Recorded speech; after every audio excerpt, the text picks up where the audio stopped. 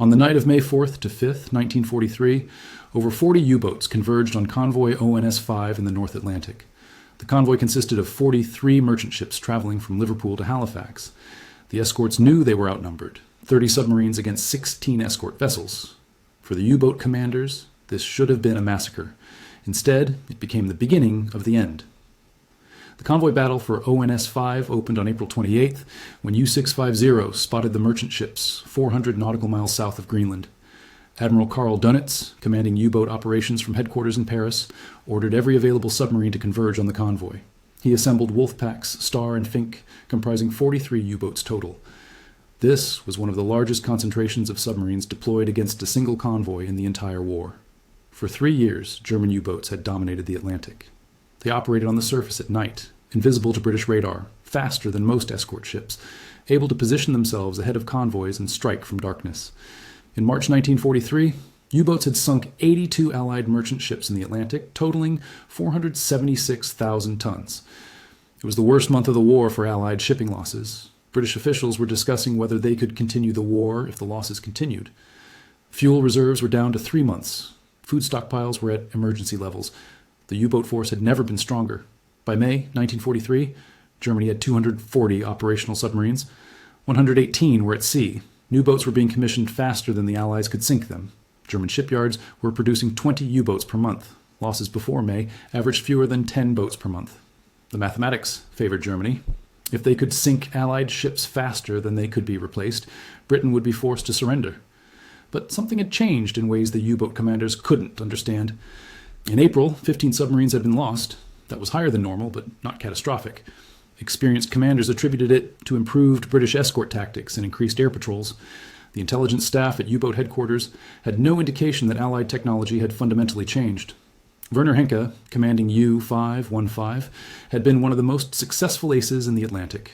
Between February 1942 and April 1944, he sank 23 ships totaling over 140,000 tons.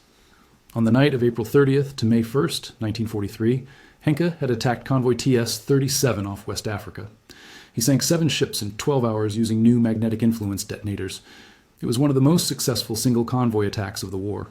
For that patrol, Henke received the Oak Leaves to his Knight's Cross. But even during that successful attack, Henke had noticed something unusual. A British escort destroyer had appeared without any warning from his METOX radar receiver. The METOX was supposed to detect British radar at ranges up to 15 kilometers. It had always worked before. This time, the receiver had remained silent until the destroyer was close enough to open fire.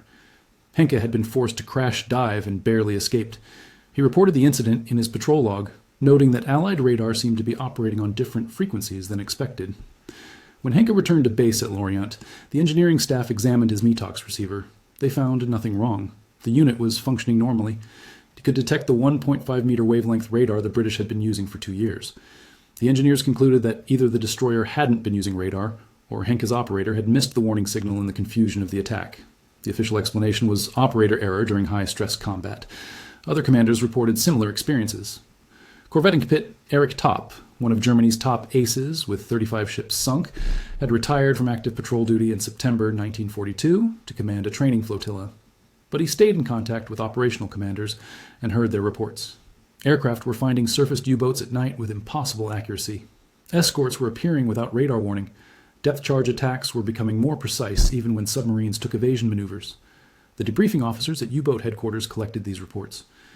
By early May 1943, they had documented 17 separate incidents where commanders reported Allied detection without METOX warning. The pattern was clear. Something had changed, but German intelligence had no information about any new British radar system. Radio intercepts gave no indication. Captured equipment from downed aircraft showed only the familiar 1.5-meter systems. Agents in Britain reported nothing unusual. The German naval staff faced a problem they couldn't solve with the information they had. Either the METOX receivers were failing in ways that couldn't be detected during testing, or the British had developed a completely new radar system that German engineers said was technically impossible. The staff chose to believe the receivers were failing. The alternative was too disturbing. It would mean that German radar research was years behind Allied capabilities. It would mean that every tactical assumption about what was possible needed to be reconsidered. What the Germans didn't know was that on March 17, 1943, British Coastal Command had deployed the first operational ASV Mark III radar on a Wellington bomber. The ASV Mark III operated on 10 centimeter wavelength, generated by a cavity magnetron. It could detect a surfaced U-boat at 16 kilometers. It could detect a submarine's periscope at 8 kilometers. And the METOX receiver every U-boat carried was completely blind to it. The cavity magnetron had been invented in February 1940 by John Randall and Harry Boot at the University of Birmingham. It was a breakthrough that solved problems engineers had struggled with for years. Previous vacuum tubes couldn't generate sufficient power at wavelengths shorter than 50 centimeters. The magnetron used resonant cavities machined into a solid copper block to create powerful microwave oscillations. The first prototype generated 400 watts at 10 centimeter wavelength. That was 50 times more powerful than any previous microwave source. By June 1940, General Electric Company had produced sealed cavity magnetrons suitable for aircraft use. These production units could generate peak power of 10 kilowatts in short pulses. That was enough to build radar systems with detection ranges measured in tens of kilometers. The technology represented a quantum leap in radar capability.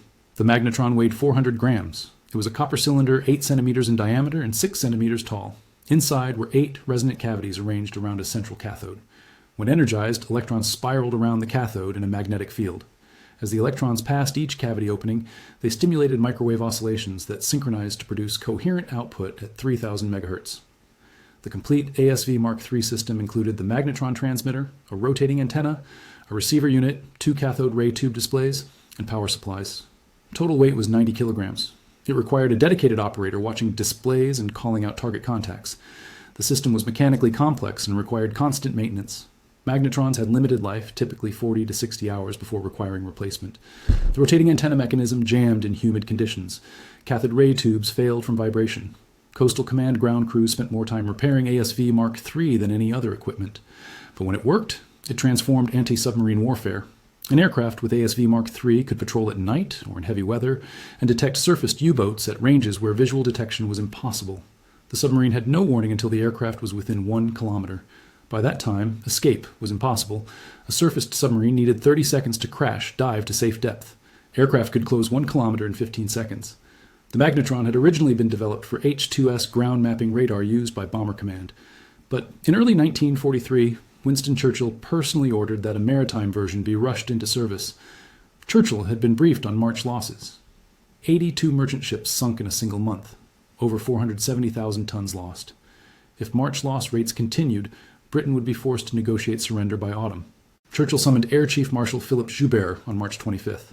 Joubert explained that Coastal Command had been requesting H-2S radar for over a year, but Bomber Command had priority. Churchill overruled Bomber Command. He issued a direct order that 20% of H-2S production would be diverted to Coastal Command immediately. Harris protested. Churchill told him the Battle of the Atlantic took priority. Without Atlantic supply lines, Britain would lose the war before bombers could destroy Germany's industrial capacity. The ASV Mark III entered service in March 1943. The first successful attack came on March 22nd, when a Wellington from No. 172 Squadron detected U-665 in the Bay of Biscay. The submarine's METOX gave no warning. The aircraft appeared at 300 meters and dropped 6 depth charges before the crew could react. U-665 survived but was so badly damaged it had to abort and return to base. Over the next 6 weeks, ASV Mark III equipped aircraft sank 11 U-boats and damaged 23 others. Almost none detected the radar before attack. METOX receivers remained silent. U-boat commanders reported that aircraft seemed to be using visual detection because there was no other explanation for finding surfaced boats at night. German intelligence investigated every attack. They analyzed reports. They questioned survivors. They examined recovered equipment. They found nothing unusual. METOX receivers functioned normally. British radar should be operating on frequencies it had used for 2 years. There was no indication of technological change. Then, in early May, a rumor started circulating. Several returning commanders reported that captured British aircrew had told interrogators that Coastal Command was homing in on radiation emitted by METOX receivers themselves. Superheterodyne receivers emit weak signals on their intermediate frequency. British aircraft had supposedly developed direction-finding equipment sensitive enough to detect those emissions at 90 kilometers. The story sounded plausible. German engineers confirmed that METOX receivers did emit detectable signals on their intermediate frequency of 455 kilohertz. The emissions could be detected at 2 kilometers with specialized equipment. Could the British have developed airborne direction finders sensitive enough to detect them from 90 kilometers? Engineers ran calculations. It would require receiver sensitivity 50 decibels better than anything currently available. It would require large directional antennas, several meters in size. Such equipment would be too heavy and bulky for patrol aircraft. The physics didn't support the claim, but the alternative was less believable. If the British weren't detecting METOX emissions, they must have developed completely new radar on frequencies METOX couldn't receive. That would mean wavelengths shorter than 60 centimeters. German research had concluded years ago that centimetric wavelengths were impractical. Power output was too low. Range was too short. Components were too unreliable. British engineers must have reached the same conclusions. The intelligence staff faced an impossible choice. Accept that the British had achieved a breakthrough German science said was impossible, or accept that British aircraft were detecting METOX through methods German engineers said were impractical. Both seemed equally unlikely. But U-boats were dying, and headquarters needed to give commanders guidance on survival. The decision was made to assume the METOX emission story was true. It fit known physics. It could be tested. It could be countered by shutting off the receivers. The alternative, centimetric radar, was too disturbing. If the British really had operational centimetric radar, it meant German radar research was years behind. It meant technology assessments guiding military planning were fundamentally wrong. That was too large a shift to make based on speculation. On August 3, 1943, Admiral Dönitz issued an emergency order. All U-boats at sea were to shut off METOX receivers immediately. Better to operate without radar warning than to broadcast position to every British plane within 100 kilometers. What Dönitz didn't know was that the METOX emission story was deliberate disinformation. A captured British pilot had been briefed before every patrol on what to say if captured. British intelligence knew aircrew would be interrogated about radar systems. They prepared a cover story specifically designed to protect the ASV Mark III secret. The deception worked perfectly. German intelligence verified that METOX emissions were technically detectable. They never suspected the real answer was radar operating on frequency their receivers couldn't detect. The cruel irony was that shutting off METOX made submarines more vulnerable. The old 1.5-meter ASV Mark II was still used on many British aircraft. METOX could detect that system. With receivers shut off, U-boats were blind to both old and new radar. The August order to disable METOX increased losses instead of reducing them. By late May 1943, the pattern was unmistakable. Convoy ONS-5 had been attacked by over 40 U-boats. 13 merchant ships were sunk, but 6 submarines were destroyed and 7 more damaged so badly they had to abort. That was 15% of the attacking force. In previous battles, Germans typically lost 1 or 2 boats, while sinking 15 to 20 merchants. The ratio had reversed. Convoy C-128 in mid-May was worse. 17 U-boats attacked. They sank no merchant ships. 5 submarines were destroyed. 4 more were damaged. The escorts achieved perfect defense while inflicting devastating losses. It had never happened before in the entire Battle of the Atlantic. Convoy SC-100. 30 at the end of May was the breaking point. Admiral Dönitz's son Peter was serving as watch officer on U-954, part of the wolf pack assigned to attack the convoy. On May 19th, U-954 was detected by a British escort frigate and sunk with depth charges. There were no survivors. Peter Dönitz was 21 years old. When news reached Dönitz, he ordered immediate review of all operations. The staff presented statistics. In May alone, 41 U-boats had been lost. That was 25% of operational submarine force. Another 37 boats were damaged. Some would be out of service for months. In exchange, submarines had sunk only 58 Allied merchant ships, 34 in the Atlantic. The mathematics were devastating. German shipyards could eventually replace lost submarines, but they couldn't replace experienced crews. Most commanders killed in May were combat veterans with multiple successful patrols. Their knowledge, instincts, ability to read situations and make split-second decisions couldn't be replaced by fresh academy graduates. The U-boat force was losing its institutional memory, its tactical expertise, its ability to fight effectively. On May 24th, 1943, Dönitz made the hardest decision of his career. He sent a signal to all U-boats in the Atlantic. Withdraw from convoy routes immediately. Return to base. Suspend all offensive operations until further notice. The Battle of the Atlantic was over. Germany had lost. In his war diary, Dönitz wrote, "We are at present facing the greatest crisis in submarine warfare. The enemy has rendered fighting impossible through use of location devices and is causing us heavy losses." He didn't know what those devices were. He didn't know how they worked. He didn't know how to counter them. All he knew was that submarines couldn't operate effectively anymore. Continuing to send them into the Atlantic was throwing away crews and boats for no gain. The withdrawal order marked the end of the U-boat offensive that had nearly starved Britain into submission. For 3.5 years, German submarines had terrorized Atlantic convoy routes. They'd sunk 2,300 Allied merchant ships, totaling over 11 million tons. They'd killed 30,000 merchant seamen. They'd come within weeks of cutting Britain's supply lines completely. Churchill himself admitted the U-boat was the only thing that truly frightened him during the entire war, and it had been stopped by a 10-centimeter radar system the Germans didn't know existed. The truth began emerging slowly. On September 4th, 1943, 4 months after May withdrawal, Telefunken delivered the first Naxos radar warning receivers to U-boat bases. Naxos could detect centimetric radar. It operated between 2,500 and 3,750 megahertz, covering the 10-centimeter band British were using. Finally, German submarines had a way to detect ASV Mark III before it could guide aircraft to their position. But it was too late. By September, Allied anti-submarine forces had grown so powerful that, even with radar warning, U-boats couldn't operate safely. Very long range.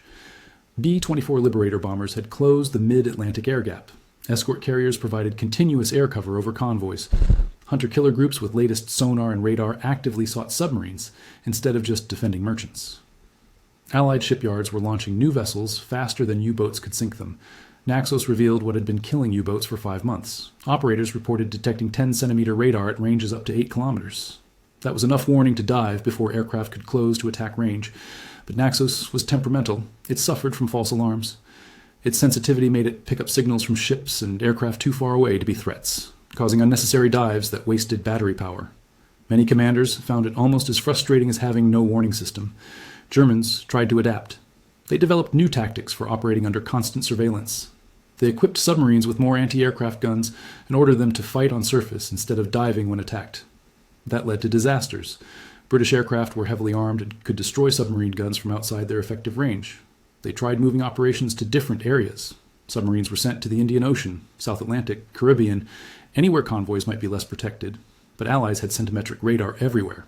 ASV Mark III and American equivalents were standard equipment on maritime patrol aircraft worldwide by late 1943. And there was nowhere to hide.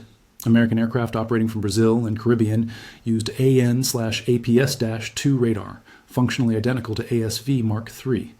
It operated on same 10-centimeter wavelength with similar detection ranges. The technological advantage was global. The fundamental problem was that submarines had lost their primary advantage. For 3 years, U-boats had operated on surface at night, invisible to Allied radar, faster than escort ships, able to position for attacks. That advantage was gone. Centimetric radar could detect surfaced submarines at night as easily as daylight. U-boats were forced to operate submerged most of patrol, which cut speed from 17 knots to 7, reduced operational range by half, made it nearly impossible to intercept fast convoys. Battery endurance became critical limitation. Type 7C submarine carried 2 banks of 62-cell batteries at maximum submerged speed of 7.6 knots. Batteries exhausted in 90 minutes. At economical speed of 4 knots, endurance extended to 80 hours. But 80 hours submerged meant 80 hours of limited mobility. No ventilation, no battery charging, no opportunity to attack. When batteries exhausted, submarines had to surface and run diesel engines to recharge, taking 4 to 6 hours. During that time, they were vulnerable to radar detection. The cycle became self-reinforcing. Submarines stayed submerged to avoid radar. Staying submerged exhausted batteries. Surfacing to recharge exposed them to radar. Diving to evade aircraft used more battery power. Running submerged to operational areas used battery power that could have been saved for return. Boats were spending more time hiding and less time hunting. Patrol effectiveness dropped by more than half. By end of 1943, U-boat operations had become suicide missions. New submarines were sent into Atlantic with inexperienced crews who had no idea how to fight Allied technological superiority. Loss rates climbed above 50%. Some boats were sunk on first patrol before reaching operational areas. Average lifespan of U-boat in Atlantic had dropped to less than 3 months. For comparison, average lifespan in 1942 had been over a year. Training couldn't compensate. U-boat school at Gottenhofen turned out new crews every month, but they received only 12 weeks training before assignment. 12 weeks to learn navigation, torpedo tactics, damage control, diesel maintenance, radio procedure, and 100 other skills. Experienced crews had refined over years. New crews were technically proficient, but had no combat instincts. They didn't know how to read tactical situations. They didn't know when to attack and when to evade. They didn't know how to survive. Experienced commanders who survived tried to warn new crews, but there was no way to train for what they would face. Old tactics didn't work anymore. Doctrine developed through years of successful operations was obsolete. Headquarters couldn't provide better guidance because they still didn't fully understand what had changed or how to counter it. Werner Henke survived until April 9, 1944, when U-515 was sunk by American destroyers, an aircraft from USS Guadalcanal. 16 crew members were killed. 44 survived, including Hincke. He was taken prisoner and later killed on June 15th while attempting to escape from an interrogation center at Fort Hunt, Virginia. The ASV Mark III remained classified until after the war. German intelligence never fully understood what happened during Black May. They knew British had developed some form of new radar. They knew it operated on centimetric wavelengths, but they never realized how early it had been deployed or how completely it changed the tactical situation. German records from May 1943 are filled with references to unknown Allied detection methods and mysterious location equipment. British Coastal Command eventually published statistics on ASV Mark III effectiveness. From March through July 1943, aircraft with new radar sank 37 U-boats and seriously damaged 49 others. That represented over half of all U-boat losses during that period. Most attacks came without warning. Crews who survived reported that radar detectors gave no indication of approaching aircraft until too late to dive. Germans eventually developed their own centimetric radar. The Berlin series, based on a captured British magnetron recovered from a downed bomber in February 1943, entered service on U-boats in late 1944. But by then, the Battle of the Atlantic was long over. Submarines it was installed on were mostly used for weather reporting and transportation missions, not convoy attacks. The technology came too late to change anything. Admiral Donitz remained convinced throughout the war that combination of factors defeated his U-boats in May 1943. Better Allied training, improved tactics, more escort ships and aircraft, closing of mid-Atlantic air gap, better sonar and depth charges. He knew centimetric radar was part of the answer, but never fully grasped how decisive it had been. He thought it was one element among many. He didn't realize it was the primary factor that rendered his entire tactical doctrine obsolete overnight. The final statistics tell the story. In March 1943, U-boats sank 82 Allied merchant ships in the Atlantic. They lost 12 submarines, a ratio of almost 7-1 in Germany's favor. In April, they sank 39 ships and lost 15 boats. Ratio dropped to about 2.5-1. In May, they sank 34 ships and lost 41 submarines. Ratio had reversed. For every merchant sunk, Germans lost more than one submarine. After May, ratio never again favored U-boats. By end of 1943, it took more than 3 submarine patrols to sink a single merchant ship. By 1944, it was closer to 5. U-boat force kept fighting until end of war, but never again threatened Allied convoy routes. The offensive capability that had nearly won Battle of Atlantic had been broken in single month by radar system operating on wavelength. German receivers couldn't detect. That's how wars are won. Not through massive battles or brilliant strategies, but through small technological advantages that one side doesn't know the other possesses. ASV Mark III wasn't a wonder weapon. It was modest improvement over existing radar technology, made possible by a new type of vacuum tube that could generate shorter wavelengths. But deployed at the right moment against enemy who didn't know it existed, that modest improvement changed course of war. If you found this story as compelling as we did, please take a moment to like this video. It helps us share more forgotten stories from the Second World War. Subscribe to stay connected with these untold histories. Each one matters. Each one deserves to be remembered. And we would love to hear from you. Leave a comment below telling us where you are watching from. Our community spans the globe, from veterans to history enthusiasts. You are part of something special here. Thank you for watching, and thank you for keeping these stories alive.